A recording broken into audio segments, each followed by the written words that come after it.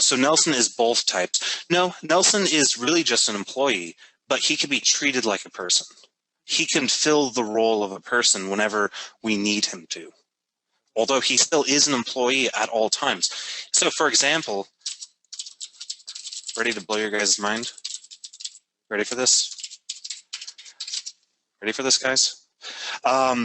The GetType method is available on every object that exists in .NET.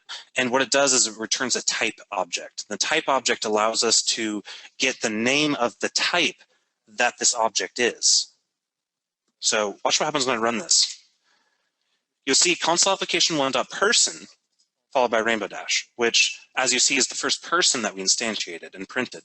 But then you'll see console application one.employee is rainbow dash again because I did the copy. But the thing is that this is actually a different type. This object, the type of the variable is person, but the type of the object is an employee.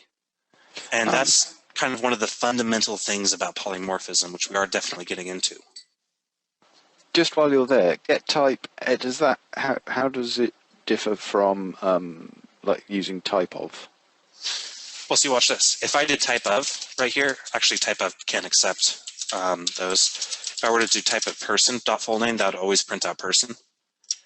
But because typeof is a compile time construct, typeof only works in compile time contexts.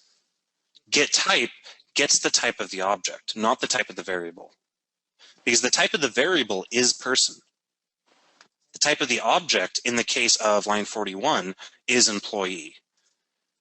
The only way to get this information is during runtime, because at runtime, we don't know, or at compile time, sorry, we don't know if person is really a person, or is an employee, or is a janitor, or is any other derivative of the person object or person type.